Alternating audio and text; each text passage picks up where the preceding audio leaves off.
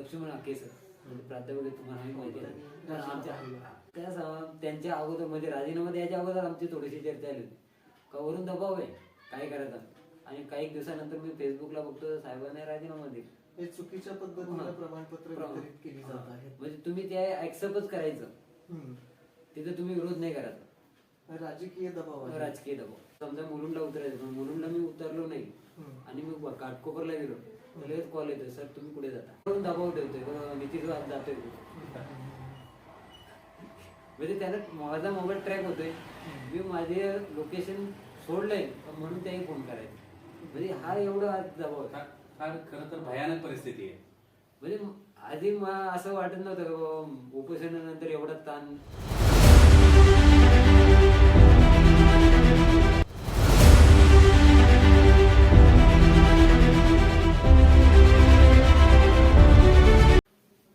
नमस्कार. आज आपण ठाणे जिल्ह्यातील शहापूर तालुक्यातील वालशेत या गावातील सुपुत्र ओबीसी चळवळीतील एक कार्यकर्ता श्री भरत निचिते यांची मुलाखत या ठिकाणी घेणार आहोत. त्यांच्याशी संवाद साधणार आहोत. मागच्या महिन्यामध्ये म्हणजे 26 नोव्हेंबर 2023 ते 30 नोव्हेंबर 2023 या कालावधीत भरत निचिते यांनी ओबीसींच्या आरक्षणाच्या संरक्षणार्थ आमरण उपोषण जे आहे त्याचं शस्त्र उगारलं होतं. आणि त्याची सुरुवात जी आहे ती त्यांनी 26 नोव्हेंबर या दिवशी जी केली होती त्याच्या पाठीमागे त्यांची एक निश्चित आणि ठाम अशा प्रकारची काही एक भूमिका होती. भरत निचिते हे फुले शाहू आंबेडकरी विचाराचे कार्यकर्ते आहेत आणि गावागावांमध्ये जाऊन प्रबोधनाचे कार्यक्रम ते करत असतात, लोकांना जागृत करत असतात आणि खास करून स्वातंत्र्य, समता, बंधुता, सामाजिक न्याय ही संविधानिक मूल्ये जी आहेत ती लोकांपर्यंत पोहोचवण्याचं जे काम आहे, महत्वाचं काम ते करत आहेत. अलीकडे आपल्याला ते ओबीसी चळवळीमध्ये सक्रियपणे काम करताना दिसत आहेत. तेव्हा या सगळ्या ओबीसी चळवळीच्या पाठीमागची त्यांची असलेली जी काही भूमिका आहे ती आपल्याला आजच्या मुलाखतीतून समजून घ्यायची आहे. तर आता आपण त्यांना प्रश्न विचारून त्यांची जी काही भूमिका आहे ती समजून घेऊया. भरत निचिते सर, आपलं या मुलाखतीमध्ये मनपूर्वक स्वागत करतो. आणि पहिला प्रश्न आपल्याला असा विचारतो की आपण जे गेले नोव्हेंबर महिन्यामध्ये जे आमरण उपोषणाचं शस्त्र उगारलेलं, तर या विषयी वेगवेगळ्या प्रकारची चर्चा जी आहे ती समाज माध्यमांमध्ये आणि समाजामध्ये लोकांमध्ये सुरू आहे. तर मला सुरुवातीला जाणून घ्यायला आवडेल की आपली नेमकी या पाठीमागची भूमिका काय होती. आपण नेमकं आमरण उपोषण जे आहे ते का सुरू केलं होतं. सर कसं आहे, 26 नोव्हेंबर हा संविधान दिन आहे. कारण याच दिवशी संविधान हा अंमलात आलं होतं. तर तोच दिवस साधून जे हक्काधिकार आहेत त्या संविधानातूनच आम्हाला मिळतात. परंतु 1950ला संविधान लागू झालं असेल तरी आज 2023 वळणला तरी आमचे काही संविधानिक अधिकार आहेत ते आजपर्यंत आम्हाला दिले नाही किंवा डावलण्याचा प्रयत्न केलेला आहे.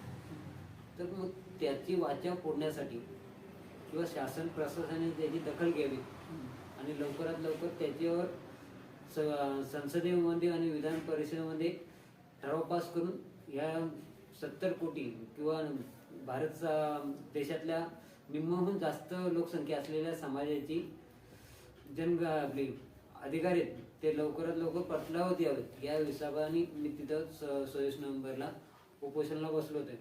उपोषण हा मी निश्चय केला होता का आमरण उपोषण करणार, परंतु समाजाचं जसं जसं समर्थन मिळत गेलं त्या टायमाला असं वाटलं होतं का शासन आणि प्रशासन याच्यावर दखल घेईल.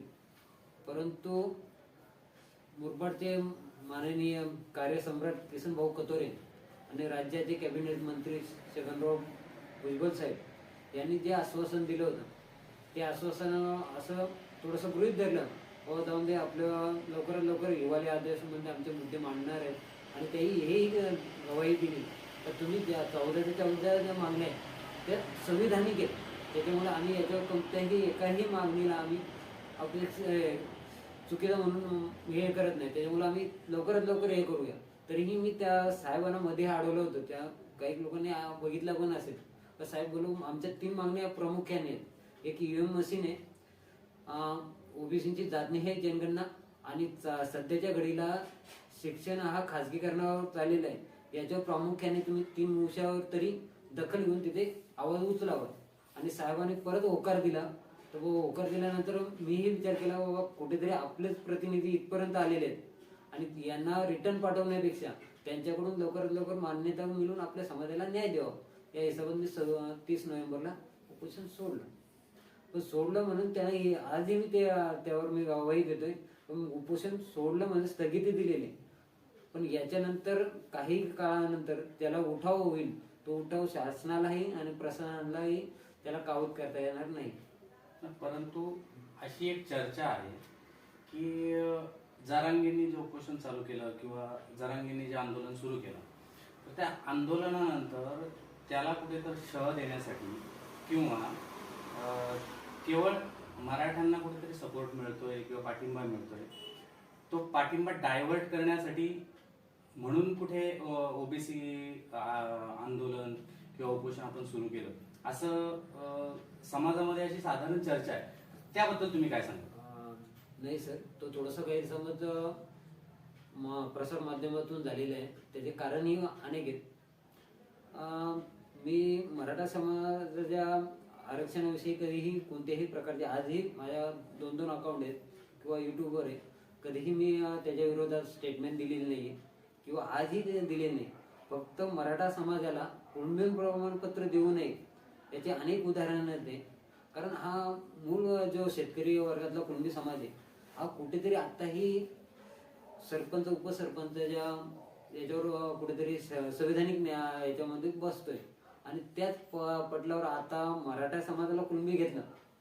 मी 347 जाती मागे ठेवलेल्या आहेत. फक्त एकाच जातीचं थोडक्यात उदाहरण देतो. या जातीला कुठेतरी तो प्रतिनिधित्व करायला मिळतोय. कारण कुणबी जातीमध्ये आताही संविधानानुसार काही जाती मराठ्यांच्या या कुणबी म्हणून ओळखल्या जातात किंवा ते लाभ सुद्धा सध्या घेत आहेत आणि त्याला कोणाची हरकत नाही. नाही सर, तसं मीडियामध्ये येते कुणबी मराठा, मराठा कुणबी किंवा मराठा किंवा निस्त कुणबी असे आपण 4 जाती प्रामुख्याने बघितल्या जातात. पण त्याच्यामध्ये कुणबी मराठा हा जात आहे, म्हणजे ती पोटजात पकडली जाते.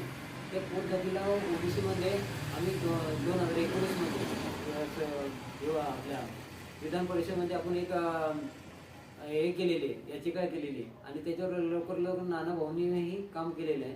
परंतु जरांगे भाऊंनी जो स्टेटमेंट दिलेली ती चुकीची. म्हणजे सरसकट पूर्ण मराठ्यांना कुणबी प्रमाणपत्र द्यावे याचं आपण त्यांना हे आव्हान केलेलं आहे. त्याचा विरोध आहे. का आम्ही याला जोडूनच एक प्रश्न विचारायचा आहे की आता तुम्ही सांगितलं त्यानुसार तुमची भूमिका अशी आहे की मराठ्यांच्या आरक्षणाला तुमचा विरोध नाही. पण मनोज जरांगे पाटील जे आहेत ते सातत्यानं मागणी करतायत किंवा मीडियामध्ये येऊन सुद्धा म्हणतायत की आम्ही आरक्षण जे आहे ते ओबीसीतूनच आहे. ते मराठ्यांना जे आरक्षण आम्हाला हवं आहे ते ओबीसीतून हवं आहे आणि ओबीसीतूनच मराठ्यांना आरक्षण जे आहे ते प्राप्त होऊ शकेल.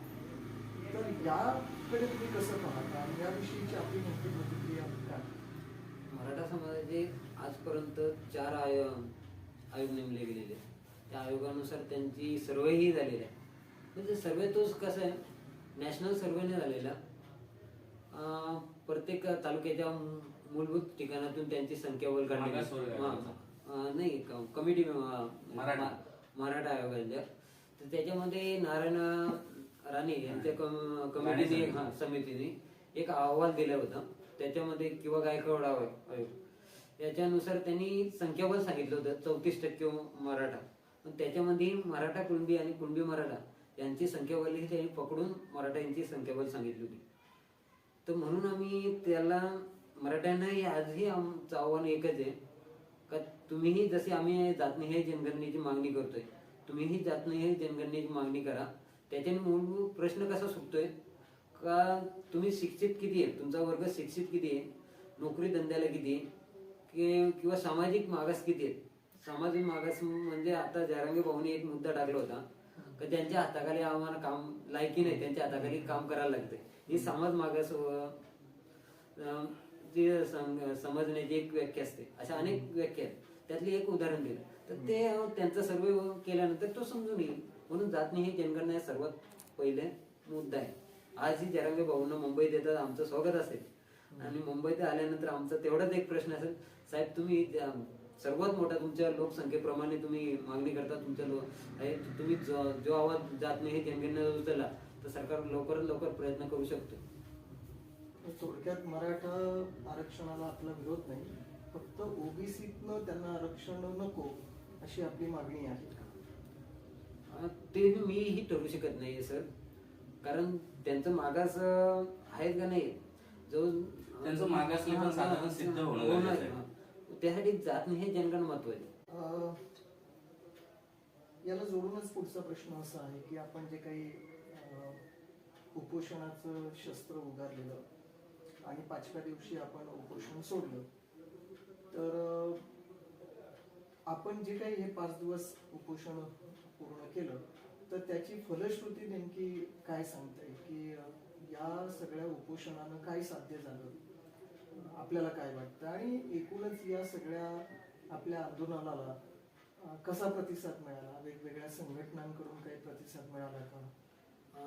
अनेक राजकीय संघटना, सामाजिक संघटना यांच्याकडून बहुमताने म्हणजे समर्थन मिळाले आणि याच्यातून एकच फायदा म्हणजे जो समाजाला आम्ही ओबीसी आहोत, म्हणजे मिथला माझा आगरी समाज असोय, धनगर समाज असोय, कुणबी समाज असोय की आमचा कुंभार समाज, हा बहुसंख्य इथे आहे, पण त्यांना आम्ही ओबीसी आहोत हा शब्द त्यांच्यापर्यंत आज पोहोचत नव्हता. म्हणजे आम्ही 2014 पासून काम करत असलो तरी आम्ही त्या पद्धतीने पोहोचलो नव्हतो. तेवढं 5 दिवस आम्ही ते मुद्दा ओबीसीचा प्रत्येक घराघरामध्ये पोहोचवण्याचं काम झालं. याचा श्रेय खरोखरच या 5 दिवसाच्या उपोषणामधून भेटलं. म्हणजे साधारण रवींद्र टोंगेंनी आंदोलन केलं असेल, त्याच्यानंतर समजा भरत निश्चितेचं आंदोलन झालं, म्हणजे सर्व शहापूर तालुका असेल, मुरबाड तालुका असेल, सगळे जवळजवळ ठाणे जिल्ह्यातले अनेक तालुके किंवा अनेक लोकांनी त्या ठिकाणी भेट दिली, अनेक लोकांनी तुम्हाला सहकार्य केलं, म्हणजे प्रत्येक बाबतीत असेल. मात्र कुठेतरी असं वाटतं का की ओबीसी समाज अजूनही जागृत झालेला नाही, जशी आपल्याला अपेक्षा आहे की साधारण त्याच्यामध्ये इतकी जागृती व्हायला हवी होती, मात्र तशी होताना दिसत नाही. त्याचे अनेक कारण आहेत. कारण आजपर्यंत आमचं म्हणजे 1950 पासून संविधान लागू झाले, पण संविधानातले कोणकोणते काम कशासाठी वापरले जातात, म्हणजे निवडणुकीमध्ये खासदाराला कोणते काम असते हेही संविधानामध्ये आहे, आमदाराचं काम काय आहे हे संविधानामध्ये, सरपंचाचं काम काय आहे हे संविधानामध्ये. पण आमच्यापर्यंत संविधानच पोचल्यामुळे आम्ही काय बोलायचं आणि काय मागणी करायची शासनाकडे हेच आजपर्यंत माहिती नसल्यामुळे ओबीसी आजपर्यंत मागास आहे आणि त्यांचे शैक्षणिक सामाजिक प्रगती झाली नाही. तर त्यासाठी आपल्याला गाव पातळीवर आजही आपल्याला त्या पद्धतीने आम्ही काम करत होतो तेही परत करावंच लागलं. आणि दुसरं असं आपल्याला वाटतं का की ओबीसी हा संघटित न होण्याच्या पाठीमागे ओबीसी मध्ये असणाऱ्या अनेकविध जाती आणि या जातींमध्ये असलेला कलह यामुळे ओबीसी संघटन जे आहे ते ज्या प्रमाणात व्हायला हवं तितक्या प्रमाणात होत नाही असं आपल्याला वाटतं का? हो सर, त्याची कारणही तसे आहेत. आपण ओबीसी समाज 347 जाती नुसतं महाराष्ट्रात बघतो, पण भारत देशाचं प्रमाण बघितलं तर ते 3000च्या वरती आहे. परंतु या जातीमध्ये असं झालेलं आहे का कुणब्याला वाटतं आग्र्यापेक्षा आम्ही मोठे आहेत, आग्र्याला वाटतं कुणब्यापेक्षा मी शहापूरचं उदाहरण देतो. असे अनेक शहापूर तालुक्याचा विचार केला हा, तर अनेक जिल्ह्यामध्ये अनेक तालुक्यामध्ये गेलो तर आपल्याला तो वर्चस्व वाढदिवस असतो, पण त्यांना वाटतं आम्ही यांच्यापेक्षा मोठे आहोत किंवा आमच्यापेक्षा कोणतरी मोठा आहे, याच्यापेक्षा आमच्यापेक्षा कोणतरी खाली, म्हणजे प्रत्येक जाती आपल्याला स्वतःला वरचढ असं. तर त्याच्यामुळे त्या जातीला ना का बाबा या जातनी आहे जनगणना किंवा ओबीसीचा आमचा काय याच्यापासून तो थोडासा बाजूला राहतो, डावलट होतो. कारण त्याने अनेक गोष्टी जागृती आपल्याला आरक्षणाच्या बाबत SC प्रवर्गामध्ये दिसते आहे. तितक्या प्रमाणात जागृती अजूनही आपल्याला ओबीसी जो काही प्रवर्ग आहे त्यामध्ये दिसत नाही. म्हणजे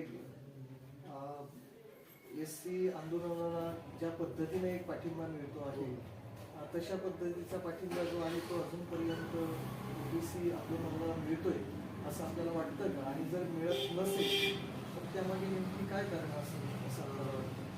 सर बघा, अनुसूचित जातीमध्ये एकच जात सर्वात जास्त लढा उभा करते, पण त्यातल्या 48 जाती हा त्याचा फायदा घेतो. म्हणजे एका जातीपुरतं आपण मर्यादित बोलतोय का उद्दिष्ट लोक का आमचा आरक्षण खातात, असं एक उदाहरण तर आपलं घेत नाहीये, पण एक उदाहरण म्हणून तिथे 48 जाती त्याचा प्रबल्य फायदा घेत असतात. तसा आपल्या ओबीसी मधल्या एकही जात तरी अशी उठाव बरोबर करत राहिली ना तरी 347 जातींना त्याचा न्याय मिळू शकतो. पण उठाव केला पाहिजे, कोणती तरी जात पुढे आली पाहिजे. ती आता बुद्धिस्ट जे जाते ती कधी असा विचार करत नाही का आम्हाला आम्ही रस्त्यावर उतरतोय तर त्याचा सर्व फळ आम्हालाच भेटेल. तशा पद्धतीने ओबीसीतल्या ज्या शिक्षित जाती आहेत, म्हणजे ओबीसी मध्ये 347 जाती आहेत, त्याच्यामध्ये अति मागास आहेत, भटक्या माहिती आहेत. जसा आपल्याकडं पांचाल येतोय, हा पांचाल समाज हा आपल्या ओबीसी मधला आहे. तो आजही त्याच्याकडे शिक्षणाचा मार्ग आपण बघितला तर तो आजही त्याचा मार्ग बंद आहे. तर त्याला संविधानिक काही ध्येय करणार नाही. मग त्यासाठी उठाव हा कुणब्याने आग्रहाने माल्यानेच करणं गरजेचं आहे. आणि तो आपला श्रेय आपण घेतलं पाहिजे मोठा भाऊ म्हणून. आपण जे अनेक वर्षापासून या ओबीसी सामाजिक चळवळीमध्ये सहभागी आहात, तर साधारण फुले शाहू आंबेडकर या विचारांकडे साधारण आपण कसे वळलात आणि त्याचं कारण काय होतं की या विचारांकडे आपण वळले गेला? असं कसं आहे, सर्वात मोठे बाबासाहेबांचा एक शिका संघटित होणे संघर्ष करा, त्याही पलीकडचं आहे वाचा सॉरी शिक्षण हे वाघिणीचे दूध आहे. म्हणजे शिक्षण म्हणजे PhD केली, ग्रॅज्युएट झाल्या म्हणजे तो शिक्षण नाही. तुम्ही शिक्षण पुस्तकातून काय नॉलेज घेता, म्हणजे एखाद्या पुस्तकात काहीतरी लिहिले पण तुमच्या बुद्धीला पटतंय का, त्यांच्या बुद्धीवर चिकित्सा करता, त्या टायमाला तुम्हाला तो मुद्दा बाबा हा खरोखर चुकीचा आहे का चांगला आहे, तरच तुम्ही त्या प्रगत्याला तुम्ही पुढे नेऊ शकता. आणि शाहू फुले आंबेडकर हेच सांगत गेलेले आहेत आम्हाला. आजी फुलेंचं जे या चिकित्सा विचाराचा परिचय तुम्हाला केव्हा झाला पहिल्यांदा? पहिल्यांदा परिचय म्हणजे घरात आपल्या संस्कार झाला की एका विशिष्ट टप्प्यावर आपल्याला या विचारांचा परिचय झाला, स्पर्श झाला? तर त्याची सुरुवात नेमकी कधी आणि कुठून झाली? तसं बघितलं गेलं तर मी गाथेचा थोडासा वाचक होतोय, परंतु गाथेचं आजही मी विचार मांडलं तर लोकांना पटतं का नाही पटणार. म्हणून ते आपल्या पद्धतीनेच आपण फक्त आपल्या पुरतं मर्यादित ठेवायचं, लोकांपर्यंत मांडण्याचे धाडसही नव्हतं. परंतु मुंबईमध्ये जॉबला तिथल्या वातावरणात बघितलं गेलं तर काही लोक बिनधास्त बोलतात आणि तुकोबांचा एक अभंग तोही पाठवतात, सत्य सत्य मन केले गावे मानिले बहुमता, तुमच्याकडे 100% लोक येतील याची गावं आश्वासन तुम्ही पाळू नका, ते सत्य आहे ते बोलत जा. आणि अशाच एक पोस्ट फिरली होती आणि त्याच्या अगोदर माझ्याकडे शाहू महाराज म्हणजे वाचण्यात येऊन गेले होते. आणि शाहू महाराज वाचण्यात आल्यानंतर तिथे एक शाहू महाराजांचं अधिवेशन व्हायचं वर्षाला 2 ते 3 अधिवेशन.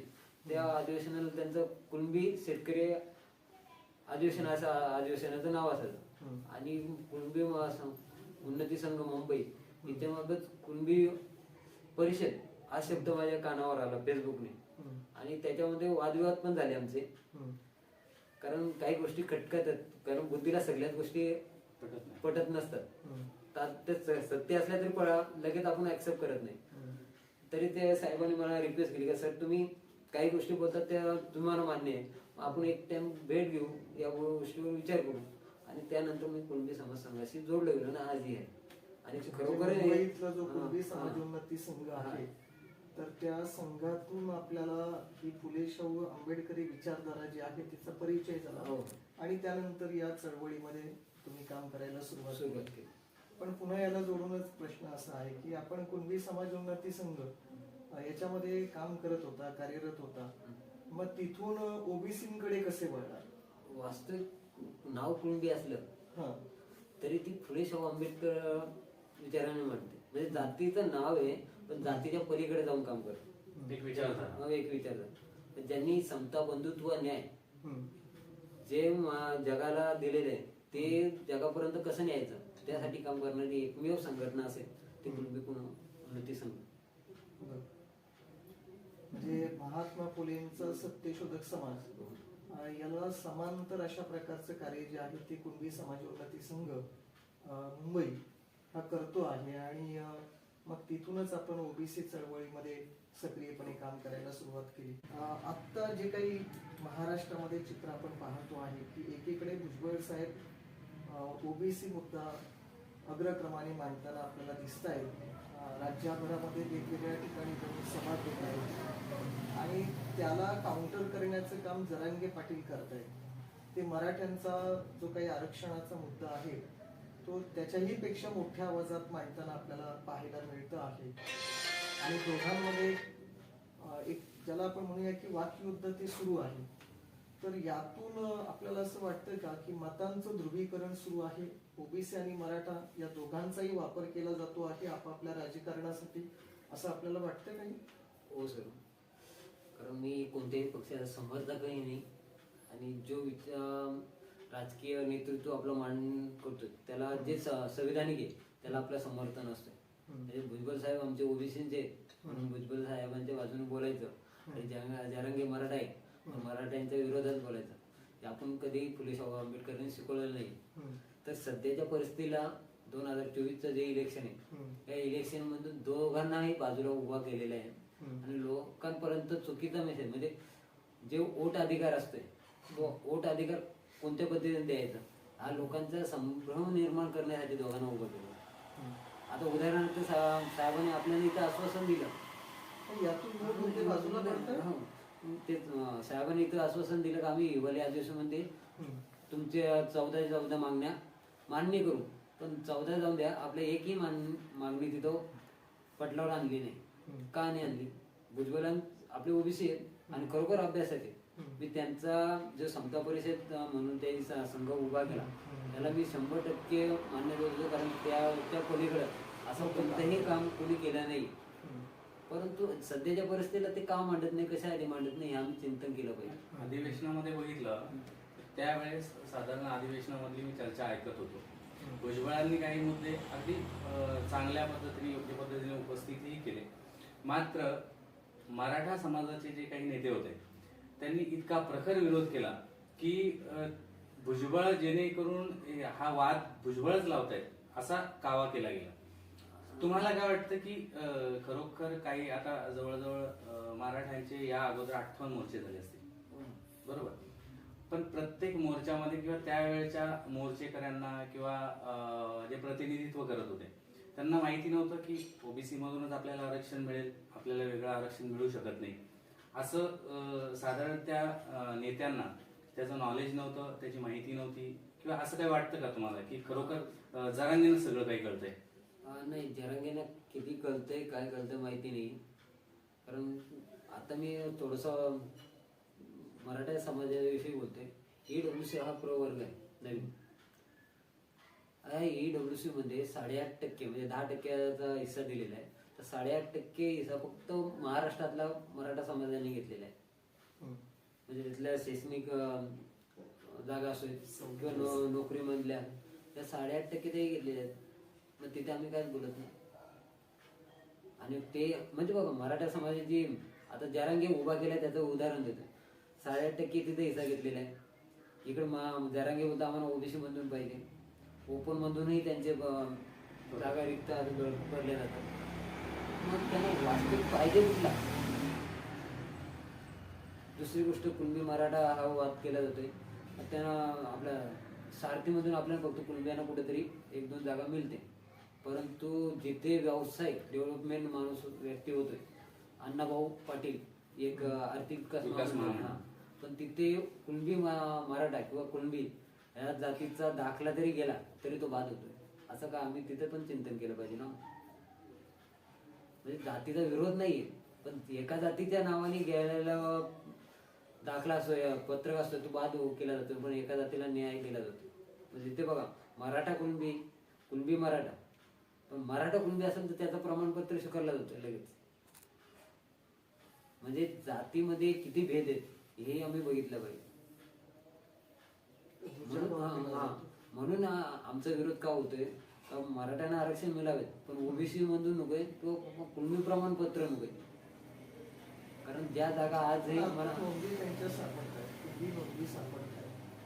तर आता ज्यांच्या नोंदी सापडत आहेत त्यांना ओबीसी प्रमाणपत्र द्यायला आपली हरकत आहे. सर कसं आहे, कुणबी नोंदणी सापडतात पण ते कोणत्या बेसवर, त्याच्यावर कमिटी कोणती काम करते, एका जाती पण त्या शिंदे समिती एक त्या न्यायाधीशाची बरोबर. पण त्याच्या हाताखाली काम करणारे इतर जातीचे किती प्रतिनिधी ते हे शोधलं पाहिजे ना आम्ही. पुन्हा अजून त्याच्यामध्ये शंका आहे की आता जो इतर मागास वर्गामध्ये ज्या यांनी सगळ्या समितीच्या सदस्यांनी काही राजीनामे दिले वगैरे, हे सगळं म्हणजे संशयास्पद गोष्ट आहे आता. म्हणजे माझे एकदम कलिक लक्ष्मण आके सर, प्राध्यापक तुम्हाला माहिती आहे आमच्या, म्हणजे माझे एकदम कलिक कधीही फोन केला ते लगेच उचललं. त्यांच्या अगोदर म्हणजे राजीनामा द्यायच्या अगोदर आमची थोडीशी चर्चा आली होती का वरून दबाव आहे काय करायचं. आणि काही दिवसानंतर मी फेसबुकला बघतो साहेबांनी राजीनामा दिला. हे चुकीच्या पद्धतीने प्रमाणपत्र वितरित केली जात आहेत. म्हणजे तुम्ही ते ऍक्सेप्टच करायचं, तिथे तुम्ही विरोध नाही करायचा. राजकीय दबाव आहे. राजकीय दबाव. अच्छा, आता एक थोडासा वेगळा प्रश्न पुन्हा एकदा तुमच्या व्यक्तिगत जीवनाशी संबंधित विचारतो की आपण जे काही आंदोलन केलं, एक 5 दिवसाचं आमरण उपोषण, तर उपोषणापूर्वीचा भरत निश्चित आहे आणि उपोषणानंतरचा भरत निश्चित आहे, याच्यामध्ये काय बदल झाला हा एक मुद्दा. आणि त्याला जोडून दुसरा असा की समाजाचा आपल्याकडे बघण्याचा जो काही एक दृष्टिकोन आहे तर तो कसा आहे आता, म्हणजे आंदोलनापूर्वी आणि आंदोलनानंतर. तसं बघितलं गेलं आंदोलनाच्या पूर्वीचं जीवन होतं म्हणजे साधा आणि सरळ. म्हणजे एकदम कुठेही जा, कोणत्याही गावाला जा तरी आपल्याला काही वाटत नव्हतं. म्हणजे सामाजिक काम करण्यासाठी जुना भारत होता ना तो एकदम व्यवस्थित होता असं आजही मला वाटतं. आजची परिस्थिती अशी अपेक्षा वाढल्या, लोकांच्या अपेक्षा पण वाढलेल्या आहेत, पण त्याच्यात प्रॉब्लेम असे आहेत आता सध्या घरी तुमच्या युट्यूबच्या माध्यमातून ते मी बोलण्याचा प्रयत्न करतो. आज मी माझ्या जॉब समजा मुलुंडला उतरायचं पण मुलुंडला मी उतरलो नाही आणि मी घाटकोपरला गेलो तर लगेच कॉल येतो सर तुम्ही कुठे जाता. म्हणजे किंवा मी असं मला उतरलो नाही कसाऱ्याकडे गेलो तरी कोणी येईल सर तुम्ही साहेब कुठे झाला. लोकांचा बघण्याचा नाही दृष्टिकोन लोक नाही, शासन वरून दबाव ठेवतोय नितीश जातोय म्हणजे त्याला माझा मोबाईल ट्रॅक होतोय, मी माझे लोकेशन सोडलंय म्हणून त्याही फोन करायचं. म्हणजे हा एवढा दबाव फार खरं तर भयानक परिस्थिती आहे. म्हणजे आधी असं वाटत नव्हतं उपोषणानंतर एवढा ताण शासन देईल म्हणून, पण आज जे शासन ताण देतोय तो भरपूर ताण. लोकांचे बघण्याचा दृष्टिकोन तो बदललेलाच आहे, परंतु लोकांचे जो दृष्टिकोन आहे ते मी आजही सांगतो मी 100% त्या दृष्टिकोनातून सक्षम झालो नाही. ज्या टायमाला ओबीसीची जाणीव ही जनगणना होईल ओबीसीना खरोखरच जे तुमच्यासारखे प्राध्यापक ज्या टायमाला चांगले घडतील किंवा चांगल्या ठिकाणी न्यायालयात न्यायाधीश असतील आमचे, त्या टायमाला आमचा समाजाचा न्याय मिळाला, त्या टायमाला समजा भरत नाही ते कुठेतरी आता सक्सेस झाले असं वाटेल. खरं तर जो काही मगाशी जो मुद्दा पुढे आला होता की आपल्या आंदोलनाचं नेमकं फलित काय, तर त्याला जोडूनच असा एक मुद्दा आहे की किती प्रमाणात समाजात जागृती आपल्याला पाहायला मिळते. आपण गावागावांमध्ये जाऊन बैठका घेत आहे, त्यानंतर मध्यंतरीच्या काळामध्ये आपण एक मोठं एक मिशनच हाती घेतलं म्हणजे गावागावांमध्ये जाऊन घराघरांच्या पुढे पाट्या लावल्या. तर किती ओबीसी आता जागृत झालेला आहे आपल्या हक्क आणि अधिकारांबाबत आणि कसा प्रतिसाद मिळतो, जितका अपेक्षित प्रतिसाद आहे तितका प्रतिसाद मिळतो का. सर त्याला थोडंसं ओबीसीच्या बाबतीत बोलायचं झालं ना तर थोडीशी शंका आहे का ओबीसी समाज वाचन करत नाही. आणि ते वाचन नसल्यामुळे त्यांना हक्क काय आहेत ना, अधिकार काय आहेत, म्हणजे मीडिया ते दाखवते, त्याच्या मागे आम्ही पोहोचतो. म्हणजे माझा बारका भाऊ असेल म्हणजे मोठा भाऊ असेल, त्या मार्गाने पोहोचतोय. आणि तिथंच म्हणजे उदाहरणार्थ आजचा जे घडीला जे वातावरण आहे थोडक्यात मांडण्याचा प्रयत्न करतो. म्हणजे तोच वातावरण आमचा 1990 मध्ये होता. आणि आमचे जे अधिकार आहेत ते डावलण्याचा प्रयत्न झाला. आज जे आम्हाला वाटतंय परत निश्चितेनेच नुसता उठाव केला होता असं नाही. रवींद्र टांगे सांगितलं, तिकडे लक्ष्मण यादव बिहार मध्ये काम करतात, मला सिंग आहेत म्हणून ते आहेत, असे बरेच तिकडचे पण आपले लोक आहेत, तेही उठाव करतात. पण तो आपल्याला मीडियामध्ये येत नसल्यामुळे तो माहिती नाही होत बाबा कोण काय करतं. पण आमचा जो ग्रुप आहे त्याच्यातून माहिती होतो. तो हा उठाव दाबण्यासाठी हा कुठेतरी राजकीय मुद्दे येतात, म्हणजे तो काँग्रेस असो नाही तर भाजप, फिरून फिरून आमच्या मुद्द्यावर जे डावलण्याचा प्रयत्न करतो तो होतो. अच्छा, ओबीसींना डावललं जात आहे आणि आपल्या ज्या काही मूळ मागण्या आहेत त्या मागण्यांकडे सरकार त्या अर्थानं दुर्लक्षच करत आहे. भरत निचिते यांच्याशी आत्ता आपण आपल्या या चॅनलच्या द्वारे संवाद साधला आणि त्यांनी पुन्हा पुन्हा ही मागणी जी आहे ती अधोरेखित केलेली आहे की ओबीसींचा जो मूळ मुद्दा आहे, जी मूळ मागणी आहे ती जातनिहाय जनगणनेची आहे. आणि सगळ्याच प्रश्नांवर जो काही उतारा आहे तो हा जातनिहाय जनगणनेचा असेल, मराठा आरक्षणाचा मुद्दा असेल किंवा ओबीसींच्या हक्क आणि अधिकारांचं संरक्षण असेल, तर या सगळ्याचे जे काही ज्याला आपण उत्तर म्हणूयात ते उत्तर जातनिहाय जनगणनेतून मिळणार आहे. आणि म्हणून पुन्हा पुन्हा ते अधोरेखित करतायत की आणि सरकारला एका अर्थानं विनंती करतायत की जातनिहाय जनगणनेचा जो काही विषय आहे तो आपल्या अग्रक्रमावर घ्या आणि आम्हा ओबीसींना न्याय द्या. सर, आपण वेळ दिला आमच्या या चॅनलसाठी, आपले मनपूर्वक आभार. धन्यवाद.